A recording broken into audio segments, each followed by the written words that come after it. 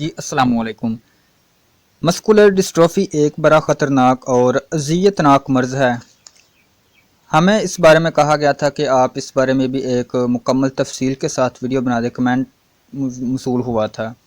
تو قانون مفرد اعضاء میں اس کا اصولی علاج موجود ہے۔ بالکل ہمارے پاکستان میں تو اس کا علاج نہیں ہے، ڈاکٹر حضرات تو یہی کہتے ہیں کہ آپ جائیں، آپ یہ علاج مرض ہے، لیکن حضرت صابر ملتانی رحمۃ اللہ علیہ نے اس کا اصولی علاج بیان فرمایا ہوا ہے۔ تو سب سے پہلے ہم اس ویڈیو میں آپ کو مسکولر ڈسٹروفی کیا چیز ہے، یہ کیسے پیدا ہوتی ہے اور اس کے سبب کون سے ہے اور اس کا اصولی علاج اور اس کی علامات، پھر آخر میں آپ کو پرہیز، انشاءاللہ سب کچھ یہ آپ کو تفصیل کے ساتھ اس ویڈیو میں بتائیں گے۔ تو اس سے پہلے اگر آپ سے گزارش ہے کہ اگر آپ نے چینل سبسکرائب نہیں کیا تو چینل سبسکرائب کر لیں، تاکہ جو بھی ہم ویڈیو لے کر آئیں وہ سب سے پہلے آپ تک پہنچے۔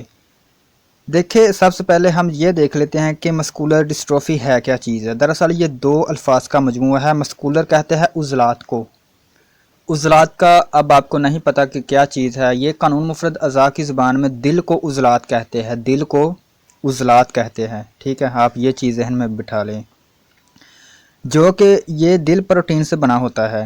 اور ڈسٹروفی کا مطلب ہوتا ہے تباہ ہو جانا، تباہ ہو جانا، ٹھیک ہے، یعنی عضلات کا تباہ و برباد ہو جانا۔ یعنی سادہ الفاظ میں اگر آپ کو کہیں کو دل کا تباہ ہو جانا، دل جو ہوتا ہے وہ پٹھوں کو کنٹرول کرتا ہے، سختی پیدا کرتا ہے اس میں، تو اس میں پٹھے بالکل ڈھیلے پڑ جاتے ہیں، مسکولر یعنی پٹھے مسل، ٹھیک ہے، ڈھیلے پڑ جاتے ہیں۔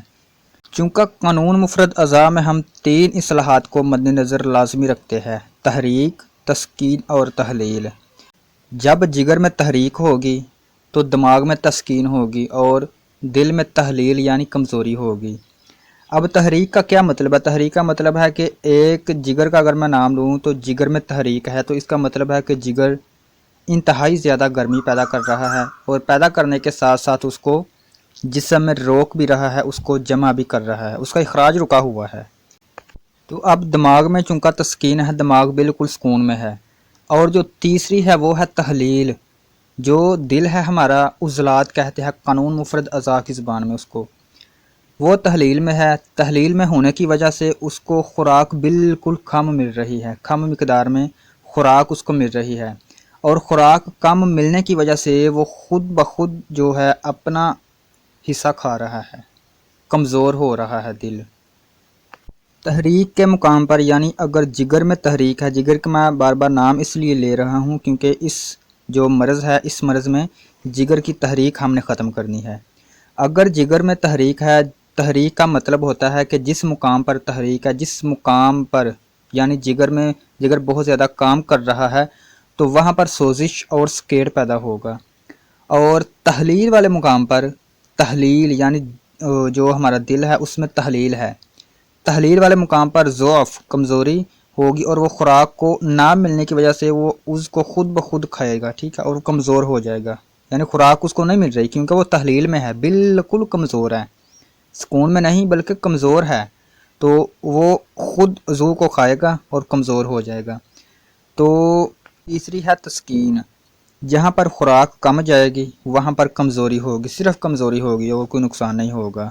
اب آپ کو میں یہ بتا دیتا ہوں کہ جگر و غدد میں سوزش اور سکیڑ کی وجہ سے کیا کیفیت رونما ہوتی ہے۔ جگر میں سوزش ہونے کی وجہ سے حرارت غیر طبیعی ہو کر بھر جاتی ہے، تو اس کا اثر عضلات تحلیل ہو جاتا ہے۔ حرارت غیر طبیعی میں نے پہلے بھی عرض کر دی ہے کہ حرارت اس تحریک میں، اس مرض میں حرارت پیدا ہوتی ہے، گرمی پیدا ہوتی ہے، لیکن ہونے کے ساتھ ساتھ جسم میں جمع ہو جاتی ہے، اس کا اخراج رک جاتا ہے۔ تو اس طرح عضلات تحلیل ہونا شروع ہو جاتے ہیں، تو اس کا مطلب ہے کہ عضلات کو خوراک نہیں مل رہی اور وہ خود کو کھا رہا ہے۔ یہاں پر آپ ایک مثال سماعت فرمائیں، مثلا اگر ایک لوہے کا راڈ لے لیا جائے تو وہ بہت زیادہ سخت ہوتا ہے۔ لوہار عام طور پر کیا کرتا ہے کہ اس کو کسی بھٹی میں رکھ لیتا ہے، بہت زیادہ گرم کرنے کے بعد اس کو کسی بھی شکل و صورت میں ڈھال سکتا ہے۔ تو یہی صورتحال ہے جگر میں۔ اگر جگر میں تحریک ہوگی، جگر زیادہ کام کر رہا ہوگا، زیادہ ایکٹیو ہوگا۔ ایکٹیو کیسے ہوگا؟ کوئی بھی گرم چیز آپ نے استعمال کر لی ہے، گرم چیز اب کون سی ہے؟ جیسے چھوٹا گوشت، بکرے کا گوشت، اور آلو کریلے، انڈے، اور اسی طرح کی گرم چیزیں، دیسی گھی وغیرہ۔ تو اس سے جگر میں تحریک پیدا ہوگی۔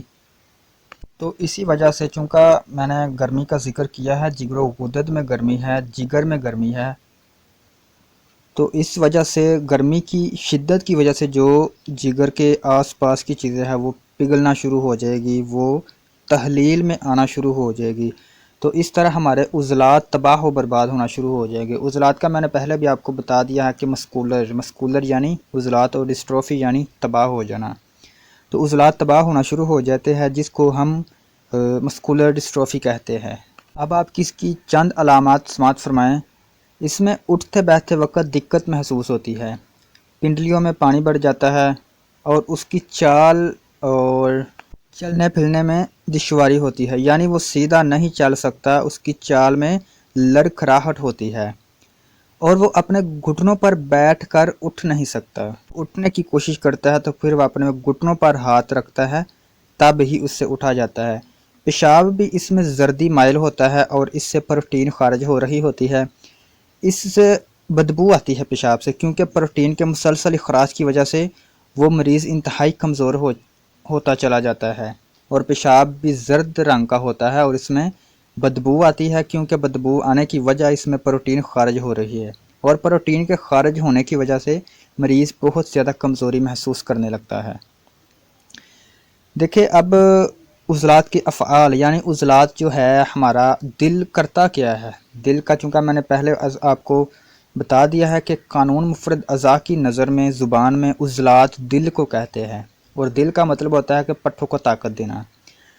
قانون مفرد اعضاء کے مطابق عضلات یعنی دل سختی اور حرکت کے ذمہ دار ہوتے ہیں، یعنی یہ گوشت میں سختی کو برقرار رکھتے ہیں اور حرارت کو یقینی بناتے ہیں، حرکات کو سختی پیدا کرتے ہیں اور حرکات کو یقینی بناتے ہیں، اور جب سختی نہیں ہوگی تو حرارت ختم ہو جائے گی۔ جب سختی نہیں ہوگی تو حرکت کیسے ہوگی؟ سختی ہوگی تو جسم حرکت کر سکے گا۔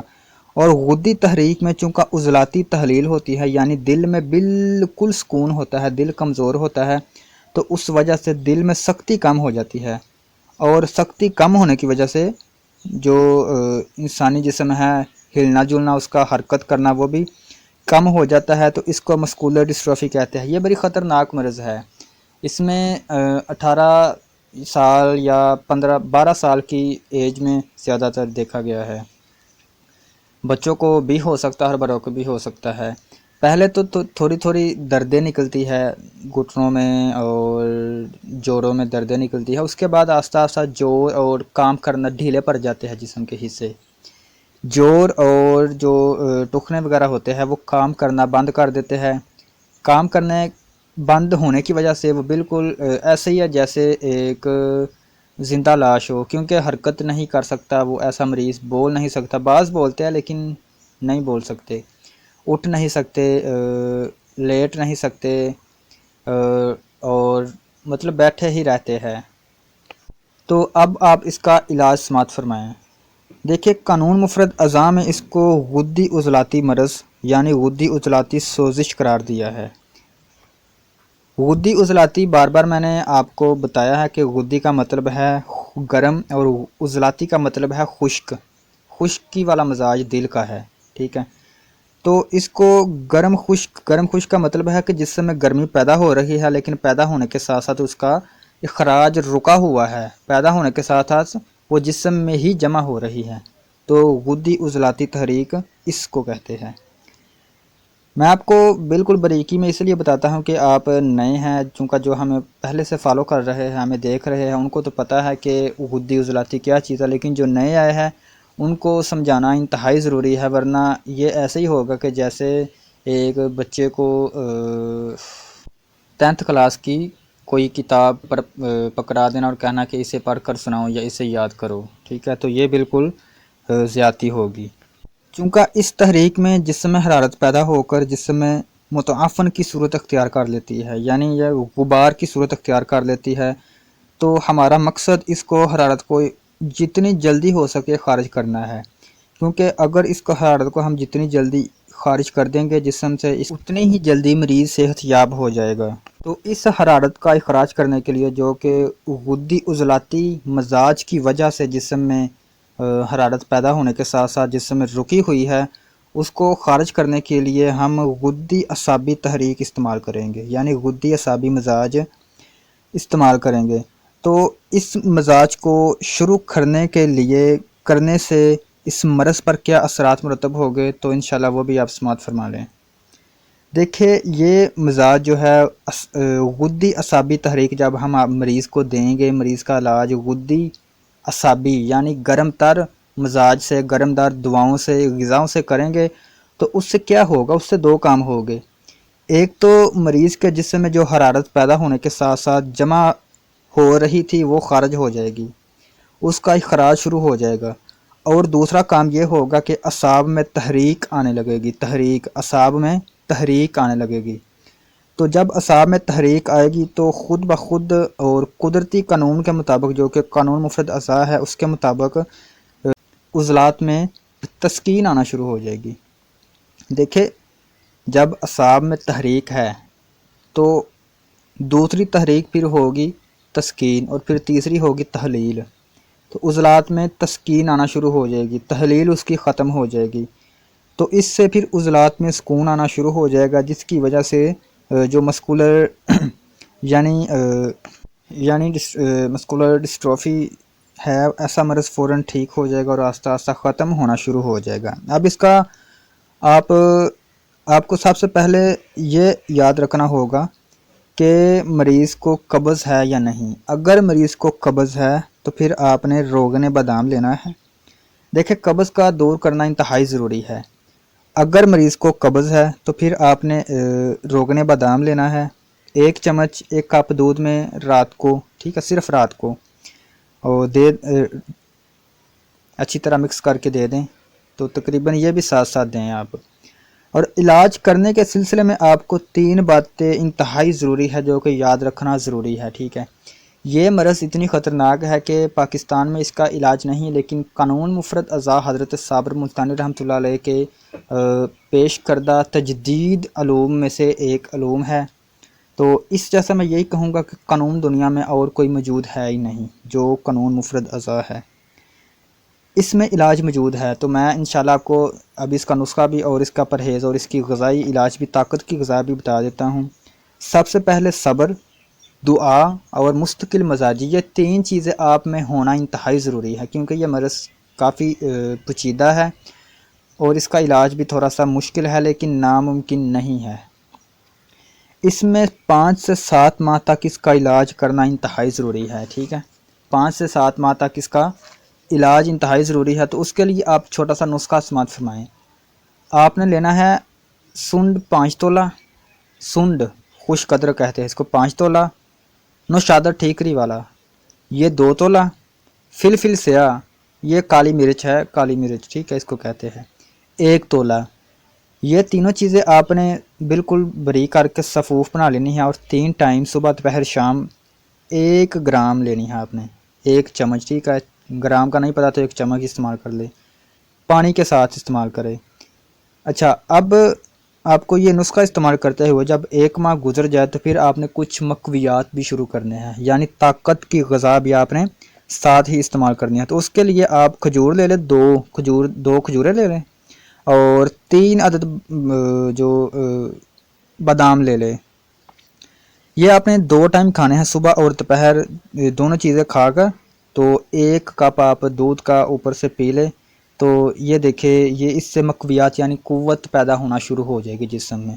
ان کا مزاج بھی تھر گرم ہے، تر گرم یعنی جسم میں تری پیدا کرے گی، یہ ثابت تحریک پیدا کرے گا، ٹھنڈی تحریک پیدا ہوگی۔ اس کے علاوہ کچھ آپ کو حلوہ جات بھی آپ کو میں بتانا چاہوں گا۔ کدو کا حلوہ اور گاجر کا حلوہ اور بادام کا حلوہ، یہ چاہے آپ علیحدہ علیحدہ بنا لیں، علیحدہ علیحدہ ہی ہے، ٹھیک ہے، ویسے میں نے اکٹھا نام لے لیا ہے، تو بے حد مؤثر ہے۔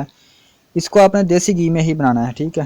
اس کے علاوہ آپ نے انڈے کا حلوہ، اور بڑا زبردست ہے یہ انڈے کا حلوہ، بڑا عجیب و غریب قسم کا نا یہ علاج ہوگا اس کا، ٹھیک ہے۔ انڈے کا حلوہ کیسے بنائیں گے؟ اب آپ نے 12 عدد دیسی انڈے لینے ہیں، اور 500 گرام چینی آپ نے لینی ہے یعنی آدھا کلو، اور 500 گرام دیسی گھی آپ نے لینا ہے۔ الائچی اور بادام حسب ضرورت آپ لے لیں۔ سب سے پہلے کڑاہی میں دیسی گھی ڈالے، اس کے بعد انڈوں کو اچھی طرح پھینٹ کرے، اچھی طرح پھینٹ کرنے کے بعد اس گھی میں ان انڈوں کو ڈال دیں، اور تھوڑی دیر کے بعد آپ جو دوسری چیزیں ہیں مثلا چینی اور بادام اور الائچی وغیرہ وہ بھی ڈال دیں، تو تھوڑی تھوڑی آگ میں اس کو پکائیں۔ جب دیکھیں کہ جو گھی ہے وہ علیحدہ ہونا شروع ہو چکا ہے انڈوں سے، حلوے سے، تو پھر آپ اس کو اتار لیں۔ گھی آپ نے علیحدہ نہیں کرنا، بلکہ یہ بھی آپ نے ساتھ ساتھ ہی استعمال کرنا ہے۔ اچھا، یہ آپ نے جب بنا لینا ہے تو اس کو پھر آپ نے اگر 10 سے 20 سال کی عمر کا جو مریض ہے اس کے لیے آپ نے 20 سے 40 گرام 2 ٹائم استعمال کرنا ہے، صبح اور شام، ٹھیک ہے۔ تو انشاءاللہ آپ دیکھیں گے کہ جب اسے پروٹین کا اخراج رک جائے گا، چونکہ جو پیشاب میں پروٹین خارج ہو رہی تھی اس کا اخراج رک جائے گا، اور چونکہ جسم میں جو غدی تحریک تھی، غدی تحریک کا خاتمہ ہوگا، اعصابی تحریک پیدا ہوگی، جو ہمارا عضلات تھا، ہمارے دل تھا، دل میں قوت پیدا ہونا شروع ہو جائے گی۔ قوت پیدا ہونے کی وجہ سے جو بالکل نرم پڑ گئے تھے پٹھے مسکولر، نرم پڑ گئے تھے، ان کا آہستہ آہستہ بحال ہونا یقینی ہے۔ اور آخر میں ایک چھوٹی سی بات کرنا چاہوں گا کہ اگر کوئی حکمہ حضرات اس نسخہ جات کو اور اسی اصول کے مطابق جو کہ قانون مفرد اعضاء کو ماننے والے ہیں، اس کے مطابق اگر کوئی علاج کرتا ہے تو یقیناً کامیابی سے ہمکنار ہوں گے، اور وہ دیکھیں گے کہ حیران کن فوائد کا یہ حامل نسخہ ہے۔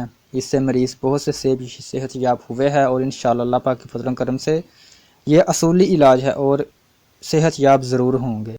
نسخہ جو پہلے آپ کو بتایا ہے، یہ ساری کی ساری چیزیں آپ نے ساتھ ساتھ ہی استعمال کرنی ہیں۔ میں نے چونکہ پہلے بتایا تھا کہ ایک ماہ تک آپ نے استعمال کرنے کے بعد مقویات یعنی طاقت والی غذائی استعمال کرنی ہے، تو وہ حلوہ بھی آپ اگر آپ کے پاس اتنے وسائل ہے بنا سکتے ہیں تو بنا لیں، تو چونکہ یہ انتہائی ضروری ہے۔ اگر یہ چیزیں آپ استعمال کریں گے، پرہیز کیا ہے، پرہیز آپ استعمال فرما لیں، اگر آپ یہ چیزیں استعمال کریں گے تو آپ کو بہت زیادہ جو فائدہ نسخے نے تھوڑا سا لیٹ کرنا ہے وہ جلدی جلدی ہوگا، کیونکہ یہ مقویات ہے، ان کا مزاج یہ جسم میں جلدی جذب ہوں گے۔ تو جو پروٹین خارج ہو رہی تھی پیشاب کے راستے، وہ خارج ہونے کی بجائے جسم میں جمع ہوگی۔ پرہیز آپ نے یہ کرنا ہے کہ آپ نے کوئی بھی گرم چیز استعمال بالکل نہیں کرنی۔ گرم چیزیں میں تھوڑا سا آپ کو نام بتا دیتا ہوں، جیسے چھوٹا گوشت، اس کا مزاج گرم ہوتا ہے، اور کریلے، مچھلی اور دیسی گھی، مچھلی کا مزاج خشک ہوتا ہے، دیسی گھی۔ اور میں آپ کو ایک غذائی چارٹ جو ہے قانون مفرد اعضاء کے مطابق غذائی چارٹ وہ بھی آپ کو مہیا کر دوں گا، اس میں تمام کے تمام غذائیں، اس کا مزاج کہ کون سی غذا کون سے مزاج کی ہیں، تو وہ لکھا ہوا میں نے بتایا بھی ہوا ہے، تو وہ آپ ڈسکرپشن میں لے لیں، ٹھیک ہے۔ گرم تر اور گرم خشک غذائیں آپ نے استعمال نہیں کرنی، ٹھیک ہے۔ باقی آپ چاروں غذائیں استعمال کر سکتے ہیں، خشک، گرم اور خشک بھی کر سکتے ہیں اور تر بھی کر سکتے ہیں۔ آخر میں دوبارہ پھر چھوٹی سی گزارش ہے کہ آپ چینل کو سبسکرائب کر لیں، تاکہ ہم جو بھی ویڈیو لے کر آئیں وہ اللہ پاک کے فضل و کرم سے آپ تک پہنچے۔ جی السلام علیکم۔